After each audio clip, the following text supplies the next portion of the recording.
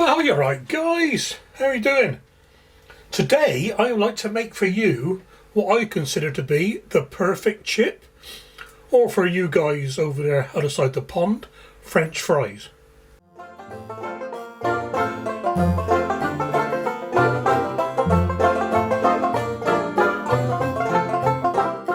I might be making a couple because there's no point doing too many, just to show you. These are Yukon Gold. Nice potato.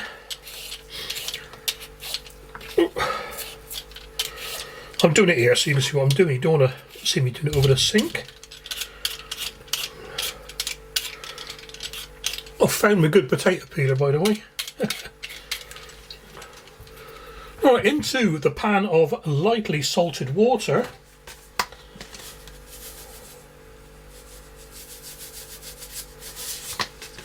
I'm going to chip up the potatoes. And I'm using this V slicer, as they call them. They have several names. There are millions of different types on the market. Right there.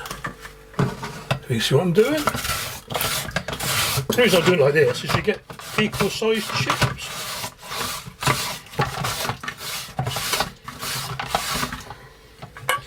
There you go.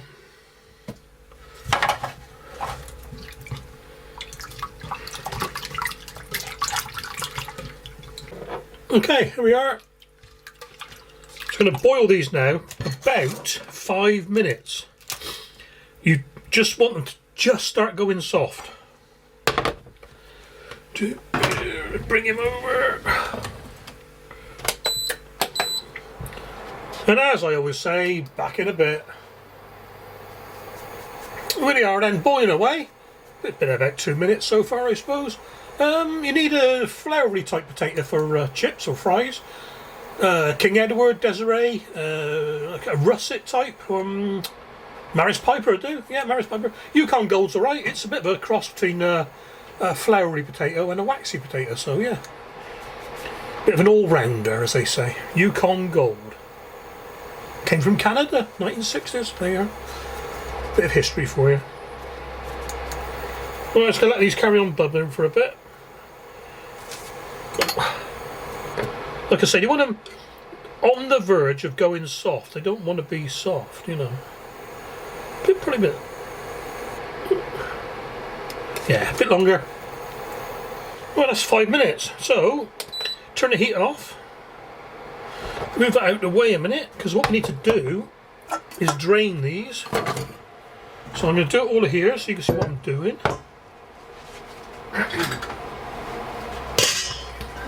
Normally you do this over the sink, wouldn't you? You know what I mean? Yeah, that's right.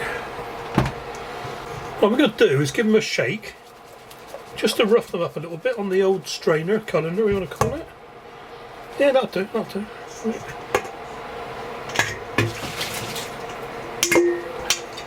The next thing to do is to dry them. Now this is a bit awkward. So,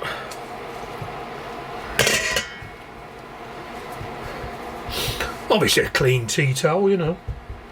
Just get as much moisture off as you can without breaking them. It's got their little just falling apart, look. Okay, another pan. Let's get that a bit nearer for you.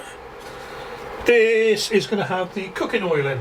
So any decent vegetable oil will do. What have I got here? Crisp and dry, you know. Whatever. If you've got a deep fat fryer, even better. I'll use the whole lot, won't I? They say never more than half fill a pan, so that's about right. It's about a third. And what we need now this is the awkward bit. We need this to be at 130 degrees. So I've got my trusty old thermometer here. Is that reading? Yeah, you can read that. So, bring it back when it's 130. Well, we've gone a bit past, but that'll be alright, because the chips are going to, the potatoes are going to cool the oil down anyway. Okay, yeah, 135, that'll be alright. Right. Lower these in gently, and I just put these on a couple of little strainers and things. And there we go, and I can already hear them. Oh, yeah. And what we're after is, we're going to lightly cook these for about 5 minutes. They don't want this to go too hot, so I'm going to keep an eye on that. In fact, I'm going to turn it right down.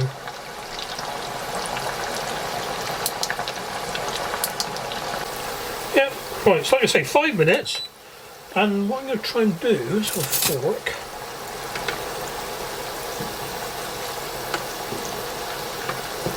Just moving around to stop them sticking together because it's not as hot as normal chip oil. Right, these don't want to start colouring, okay?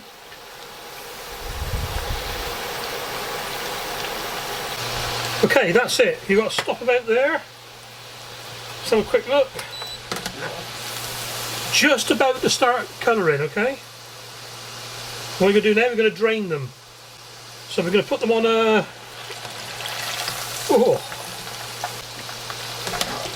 on a tray.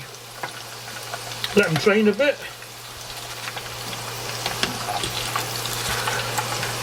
At this point, you could leave these, put them in the fridge, put them in the freezer. Oops. Trying to show you. We're getting... There we are. So they're not cooked. They're just sort of tinging. They're a golden potato anyway, so it's hard to tell with these. But there you are. We're going to let these cool down. Cool right down now. And like I said, at this point, you could just put them in the fridge for a couple of days. That noise in the background is my my fan. I have to blow the steam away from the camera. I have to work on that one. Right, you let them go cold.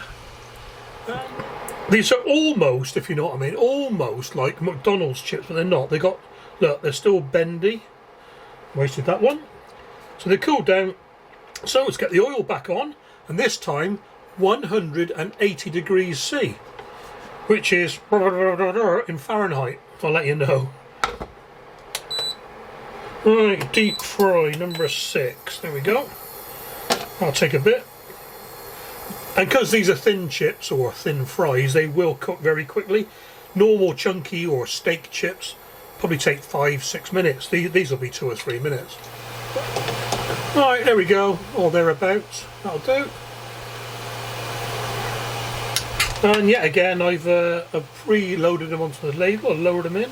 Don't want to drop them into a great height because it will splash everywhere. And we're going to watch these a couple of minutes. That'll be it.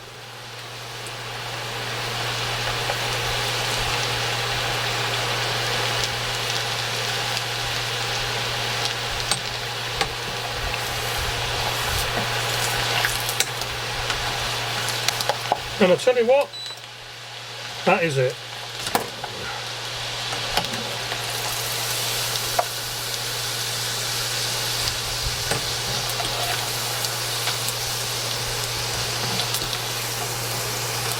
That was even quicker than I thought it was going to be.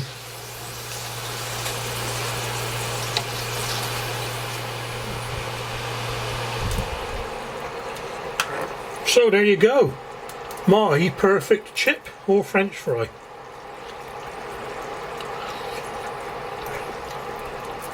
Just like an armadillo. Crispy on the outside, soft in the middle.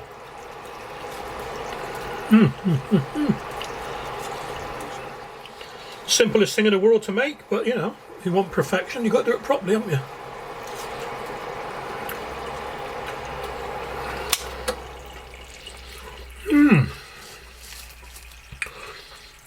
That's not a bad potato Yukon Gold. I'm trying to find one.